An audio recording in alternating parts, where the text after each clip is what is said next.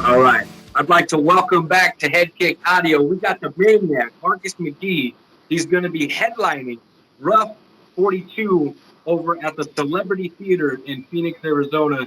You're already coming off your second knockout win. Okay, you're 2-0, two knockouts. Ricky Maines or Maines, I believe was the last guy's name. He was a big kid. Yeah, he was tall and he was a little thicker too. I was surprised when I touched him. I was like, man, he's definitely he's a bigger guy. But I was glad to get it done anyways. Well, and after the fight, man, you were fucking glowing, man. You were just excited. I mean, obviously, getting the win the way you did against the guy that's, taller, rangier, a little bit bigger, you're going to have those emotions. But, I mean, you just looked like unstoppable that night. Oh, thank you, man. I appreciate it. I was ready for Josh Kim. That's what I was ready for, and I was appreciative that Ricky had stepped up and took the fight, and I took him serious. He looked like he was tough, and I think he was tough. I wonder how he would have done on a full camp. He didn't even have a full camp, but he was pretty tough, and I was excited to get the job done. I plan to do that every time, though. That's my plan. I always plan to. I know this is a tough game, and you're not always going to get the finish, but if I can, for any moment in that cage, finish you, that's my plan. Well, so it wasn't ideal to take a short notice opponent because when a fighter does that, when they take the fighter that's stepping in, they're also taking a fight on short notice themselves, which is something I always like to acknowledge, because it's not just the guy stepping in, it's also the guy that was originally there. He wasn't planning for this guy, you know what I mean? So it wasn't ideal, but you made the most of it. You got the knockout in the second round. It was beautiful stuff. Of course, I got to call the fight, so I'm extremely biased. But, this next fight, okay, RUF 42, again, another headlining spot. This is a big fucking deal, and it's a step up in competition. You're fighting Rafael Montini, who's, I believe, 6-4 overall. He's fought some big names. He's, been in there with some good guys, and he comes from a good camp as well. So what are we expecting from Montini? What does he do well that we need to keep an eye on? And without giving too much away, how do you plan on getting things done this time? I think Montini does a lot of things well. He grapples well, he strikes well. I think he's a good mixed martial artist, and it is a step up in competition for myself, really. As far as like competing, I'm 2-0, he's 6-3, 6-4, and just looking at the record, obviously, there's a change there. I think that my skills match up really well against him and anybody, So I wanted a tough fight. I've been looking for a tough fight. I've been looking to fight. It's been hard to get a name. Rafael was the name that they gave. I said that in my last fight. I'll say it after every fight. I'm not ducking anybody. I'm not waiting for handouts. I'm not sitting by to get the scrub guys. I want to fight. I'm here to fight.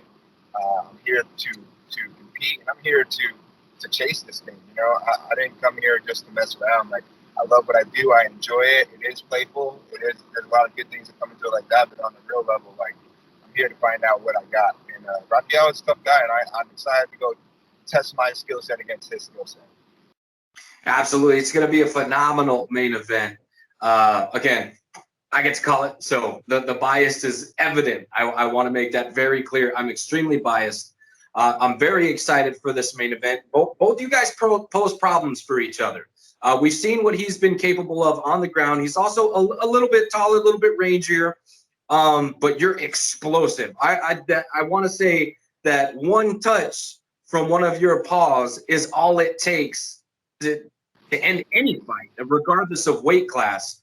And now you're getting to where guys are seasoned, right? These guys, they've got their weight cuts down, so they're bigger. You know what I mean?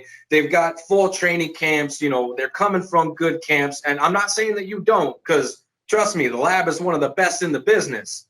But I mean, you're starting to build yourself up to, this high caliber level, to which, let me also point out, anybody that I've spoken to, fighters, coaches, whatever, coming from the lab, your name is always coming out of their mouth as one of the hardest working, one of the most skilled, one of the guys that we really need to pay attention to in this division, in our state's MMA scene, and everybody expects big things from you.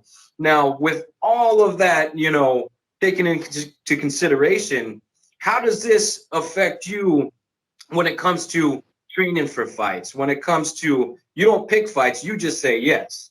You're not in that business, so you're not padding your record, which is awesome. I respect that a lot. But like, how does that affect like your whole game? I don't know. I don't know I don't think it affects it negatively in any way. For me, if anything, it's raw, right? It's just raw. I think I'm raw, kind of. I'm gonna get after it. Just like kind of my fighting style. I'm gonna get after it, and I'm gonna find my shots. I don't necessarily look for the shots. I'm gonna find them. So, I definitely think as far as the weight cut and all that stuff, I have one of the best nutritionists. Rob over at Lincoln Chan, he does a phenomenal job. I felt great every time I cut with him. I don't miss weight. Even when I fought Ricky Maynes, they gave me 142.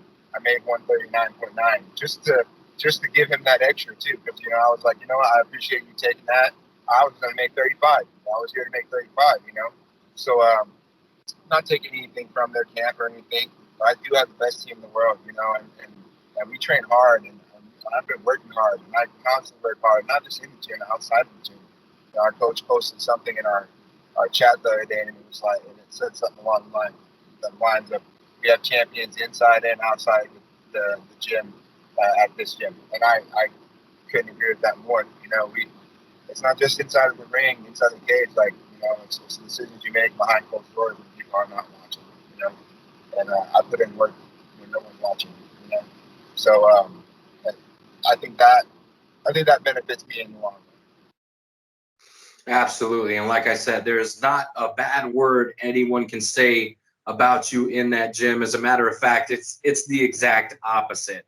You're, one of the guys, like I said, that we need to keep an eye on. And they keep repeating this to me as if I'm not already doing that. You know what I mean? So these guys, they got a lot of love for you, and they're expecting big things from you, which is evident in your fighting style. You come to bang, you come to finish. You're always exciting. Your energy's high. I mean, everything is all there. So in this fight, you're going to be in the main event. Okay. You've been there, done that. Okay. So this isn't even a check off the old bucket list. This is just, we're here to take another name, to, put another skin on the wall, and that's it. So outside of fighting, outside of, the gym, what are some things that you've been working on that are, hey, shut up. Sorry, I got my boys in here. They're attacking each other. They're thinking it's a fight because of how animated I am. But outside the gym, what are some things that you're doing, like on a physical, on a mental level, that are just helping you elevate as a human being? Obviously I meditate a lot. And even though I'm not a religious person, I pray a lot. I'm known for praying. I like to show thanks and appreciation for all the things that we have as much as I possibly can, and be grateful for the life that we get to live. Because I think a lot of us in this day and age forget how hard life can be. And I don't know. Part of me just feels like I just need to be as grateful as possible. So I try to meditate. I try to pray. Those are just things I do, is like, as far as like building myself up. Obviously, I listen to a lot of Stoic stuff as well.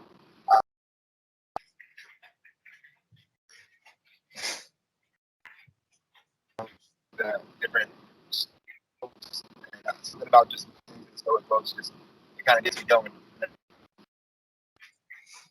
Okay, you're kind of cutting in and out of there a little bit. I don't know if it's a bad connection or the phone is just moving too much, because we are both as equally animated during this interview, which is awesome. I love the energy reciprocated. But like I said, a lot of people take life for granted, right? So they don't slow down and take time to appreciate the little things, whether it's, taking a minute to thank the big man upstairs, if that's what you believe in, or, just taking time to thank, the people that are helping them get to where they want to go. and I think you're well on your way. And you know, it shows the promotion. They think highly of you, right? This is the second time you're main eventing. The gym, again, everybody in there very high on you. So it's, what are they doing? So they're, you know what I mean? So it's, a lot of people take a lot of that stuff for granted, and the fact that you work on those things and, you know, see those things, you know what I mean? It's not just a thought, it's a visualization. So I mean, that speaks pretty highly to like your character and your mental as well. Well, yeah, I mean, I really appreciate everybody showing high praise, you know, and I mean, it means a lot to me. But I don't buy into, like, I guess some people would say the hype, you know. It's not even about the hype, you know. It's not to say that I'm not confident. I'm definitely confident in what I bring to the table and what I'm doing and what I've been doing for the last few years. Like, I'm confident in what it is that I bring to the table. But I think at the same time, it's I'm working hard. You know, I'm also working hard. I'm not just like, oh man, everyone's saying I'm doing a good job, so I'm gonna cruise. Like, I'm working hard. I work full time. I'm a full time manager. I also train full time. I'm also a father. I'm also a husband. You know, I have a lot of different responsibilities on my plate, and managing those responsibilities on a regular day, and still showing up to gym, and still meal prepping, and still doing all the things I need to do to be the best elite fighter that I can. That takes a lot of work. It takes a lot of dedication, and it's something that I don't do lightly. You know, this is time that I'm taking away from my children's life. This is time that I'm taking away from my people. You know, my wife, my family, and if I'm going to do that, I want to make sure that I'm giving all of myself to what it is. 100%. And you know, people outside of fighting, you know, maybe just fans or people that come and support, like there's a lot to the game that they don't get to see. There's a lot that as a fighter you have to remove yourself from in order to compete at the level that you're competing at. So it's something that, like I said, a lot of people just don't really understand. And the amount, it's a tremendous amount of work that a fighter has to put in order to compete the way that you do. I mean, we've seen your output. We've seen, you know what I mean? This isn't something that, I mean, some of it could be natural gifts, but this is also a lot of stuff that is honed. You know what I mean? This is stuff that is real, day in and day out, in the gym, out the gym, any spare minute you have, this is what you're working on. So definitely respect to you in that regard. But I want to talk to you about your last fight. Literally was not that long ago, and already we're set for this main event over at RUF 42. So I mean, you're getting after it, which I love to see, especially with that, you know, year that we all had to take off because of COVID. So I definitely love to see the activity. But is this the type of consistent pace that you want to put on through the rest of the year? Yes, yes. I want to be 5-0 by the end of the year. Like I'd say I'm not here for a long time, I'm here for a good time, but I want to be here for a long time too. But I want to get, because I got family, I have things that are going on. Like, I'm here to not only do big things in MMA, but get paid as well. You know, I gotta get paid. Everyone needs to get paid. Like I gotta have a vehicle. I gotta eat. I gotta have the money for nutrition. Like, these things are, I mean, it's not a cheap sport, to say the least. Even anybody who does just train, anybody who comes to the gym and just trains, they understand what it is. It's not just the tuition. It's everything that you do as far as keeping the lifestyle that goes along with it as well. It's not cheap. You know, it's not a cheap thing to do. So, you know, getting paid is definitely definitely up there as well. It's not the number one. You know, I love this. I love being able to spend time with my training partners. I love being able to be able to get better in the gym. I love doing everything that has to do with fighting. But I know real life hits you, and when those bills come, they don't care if you're a fighter. They want to get paid. Yeah, I tell you, if getting hit in the balls paid, I'd be a millionaire. You know what I mean? So I can definitely tell you, life has thrown a few curveballs my way, and they've you know, downstairs. So, but you know, I definitely love to see it, and I like that it's not your main focus, but to get there, it comes with it, right? You know what I mean? The cash and all that stuff, it will come, but all the hard work is how you're gonna pay for it. You know what I mean? It's how you're going to get paid. It's everything you do inside the gym in this time right now is what's going to get you to those big paydays. So I respect, you know, the grind early on, and it's, you know, if you don't set it up from an amateur standpoint, it's not going to carry through to pro, and you're never going to make it to, you know, the big leagues. It's just not going to happen. So the fact that fighters, you know, like yourself are taking it very seriously is pretty cool, especially for someone who calls your fights, who interviews you, seeing that hard work that you're putting in. It's basically showing that you're not wasting anybody's time. Yeah, definitely.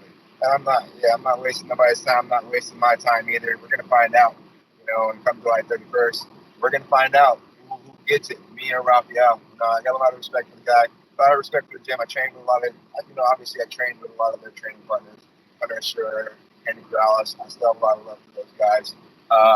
And again, we'll see if there's bad blood. I don't think there's bad blood going into this one. I think it's just a fight. I think it's just two guys inside this that are trying to strive for greatness, that are going to go in there, lay it on the line. One of us is going to walk out victorious, and that's just how it is. And I mean, honestly, I want to get paid so I can keep doing this like I want to do it. You know, it's tough to constantly be the person that has to provide and all the extra things that come along with just being able to train. Like I have to wake up at 4 o'clock in the morning to hit my runs. You know what I'm saying? And I do it. I get up at 4 o'clock in the morning to hit my runs, so I can get my run in before I get to work, so I can, when I get to practice, I can focus on practice and training and doing the techniques, not conditioning, right? Like I have to step outside of the bounds, you know, and it'd be nice to be able to put myself in a situation where, you know, I don't necessarily have to step outside of my bounds so much. I can sleep in to 5:30, you know, it'd be nice. Yeah, I agree 100%. I would love to sleep in to 5:30 as well.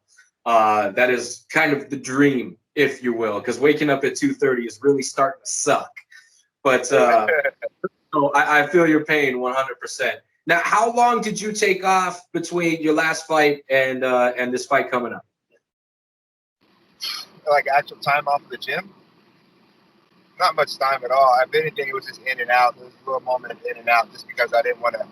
You know, obviously we were doing some kicking in the last fight, you know, so I took a couple days off in between just to get good and healed up. But other than that, I've been basically back at it. You know, I thought I was going to fight in the last card, so I was on it. I was ready to go before that card, and then obviously I found out I wasn't going to fight about 3 weeks before that card.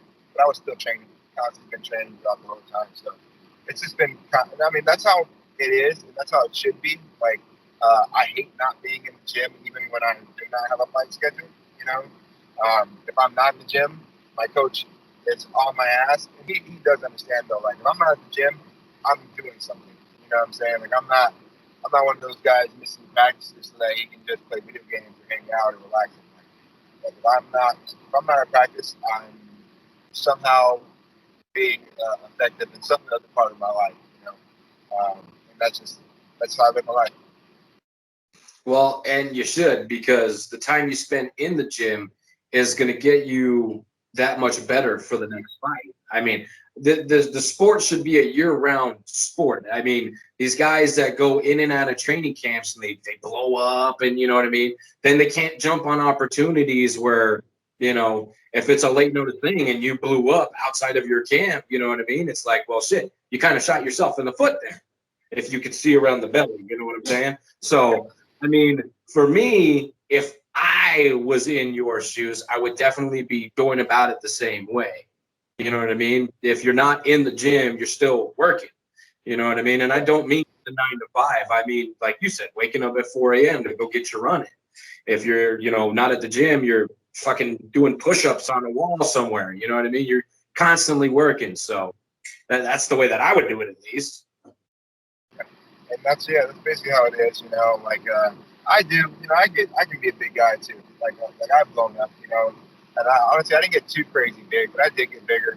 And honestly, like I don't know what. Sometimes I don't even know. It doesn't seem like I get that big, and I'm like, man, what is going on here? But consistently throughout the rest of this year, for sure, I'm going to make sure I stay a lot more disciplined and just stay close to them. Because who knows? You know, last minute anything can happen, you know. And I do want to be able to take advantage of any opportunities that do come my way. You know, again, who knows? Maybe somebody would have. Maybe somebody takes the fire last minute, or I don't know. Anything can happen. So I should be ready.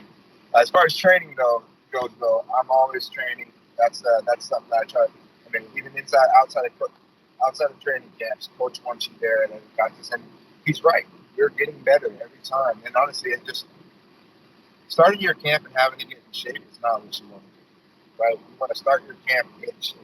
You know, start your camp already ready to go. Where your weight's not an issue, nothing's an issue. Now you're just maintaining and getting better. You're not just trying to get back to what you're already supposed to do just so that you can train, essentially. Yeah, and now I may not be 100% accurate here, but if by the end of the year you're 4-0, 4-0, 5-0, I believe Randy Costa was signed to the UFC at 4-0. I believe Cain Velasquez was signed to like 5-0 or some shit like that. So getting signed to an organization like the UFC with only a handful, literally 4 or 5 fights, isn't out of the realm of possibility. So staying on course, staying in shape, staying active, these are ways that are going to get you to the, not the end goal, but where you want to be sooner rather than later. Yeah, exactly. And I gotta be ready to take those type of opportunities. You know, so and anything can happen. I've seen it happen multiple different times. Even with the Contender Series thing going on, you know, that thing is kind of crazy. You know, it's like people that are 4-0, 3-0, there's guys that are 6-0 that are on there. And honestly, I'm not even rushing it. I want to be 5-0 at the end of this year, regardless of the UFC One Championship, Bellator hits me up. That's my goal. That's a goal that I want for me. I want that accomplishment. You know, I feel like COVID did push me back from some momentum. I'm gonna get that momentum back though, and I want to get that back in 2021. So that's my plan, to get that momentum back and then build off of that. And then again, as long as I keep working, I keep training, I keep making sure I'm mentally strong and mentally prepared for what's to come, then, you know, again, opportunity will present itself. Well, opportunities will present themselves. I mean, you're literally opening up doors for yourself by being the type of fighter that you are. You're literally opening doors for yourself after every single fight. You know what I mean? And it really helps. You're a fucking likable ass dude. You know what I mean? So it makes it easy for people to connect with you, the fans. I mean, it just you're going about things like 100% the right way. You're knocking fools out. You're fucking, being a cool ass dude. You're staying active. You're staying in shape. I mean, there's a lot to like about you. So I'm pretty stoked about the potential future, after this fight. But we gotta get back for a second because you know how this show goes. Okay, after you get your hand raised on July 31st, what are we celebrating with on that victory meal? Definitely getting some type of pizza. We say it all the time. Calzone. I'm probably gonna get some type of fully stuffed calzone, something. But only the night of the fight, and then Sunday I got some plans for Sunday too. And then I'll be back right on the grind because again, I can't get out losing that discipline even for more than 2 days, 3 days. Then things become a habit. That Monday I gotta be back to the gym. So get the victory first, get my little cheat days, and then right back to the grind. Yeah, see, my cheat days consist of Monday through Sunday, so I have a lot of leeway, and I can get a lot done in those days. So there is no off season when it comes to cheat days for me. So, but calzones sound awesome, man. I mean, you gotta have like the garlicky crust with the rosemary and the thyme and all. I mean, you gotta have it like. You know what I mean? Nice golden, a little bit crunchy, crispy. Yeah, it's got to be like that, and the cheese has got to be melting. You put cheese in yours, right? Got to have cheese. I don't know where you went, but I'm going to assume that cheese is a part of it in some way, shape, or form. Yes, okay. Cheese, definitely. Cheese is always a play, and honestly, I can't have cheese. Well, that's one of the main things I can't have in my camp. So haven't had cheese in 6 weeks. So on the first stage, that's going to get me for sure. All right, my man. Well, again, dude, it's been a blast catching up with you. Less than 2 weeks away from the fight. I know you're primed and ready to go. This is Marcus the Maniac McGhee. He's 2-0 with 2 knockouts, headlining RUF 42, which, again, it's got the Road to One championship. I think we might be wrapping up the first round here. The undercard, as we would call it. I mean, these amateurs, they don't fight like amateurs. These guys and girls are as good as they come. I mean, this card is absolutely stacked. But here's the half of the main event right here in Marcus Maniac McGhee, training out of the lab. Before I let you go, if you got any sponsors, training partners, coaches, I mean, you know how the fuck to do it. So just go ahead. Yes, sir. Always thank you to the MMA Lab, all my brothers and sisters over there. Love John Crouch, love Randy Stakey, Tom Glasser, Tyler Matrix, all my guys over there, Sugar, Casey, those are all my guys. I love them. Shout out to Bloom Dispensaries. They always ride with me, hooking me up with a new shirt. You can see the shirt. The shirt's going to be pretty sick. Yeah, Bloom Dispensaries with serpentines, Echo Extract, you name it. Hazy Maine, we got the best stuff out there. And then also, shout out to Iridium Sports Agency, my management group. Yeah, man, let's go out here and go get this dub. I mean, I'm excited. I literally can't wait, but I fucking have to, and it sucks, man. Every time you fight, it's like it's a different feel. You know what I mean? I got to be real. I'm going to be 100% honest. Every time you've been on a fight card, it's been different. And I look very much forward to seeing everything take place over at the Celebrity Theater. It's going to be fucking badass. I cannot wait. Less than 2 weeks, champ. So we'll see you then, my friend. All right. Thank you, man. Thanks for having me on, too, man. It's always a pleasure, brother. Absolutely, man. I'll see you in a couple weeks, all right? All right. Later.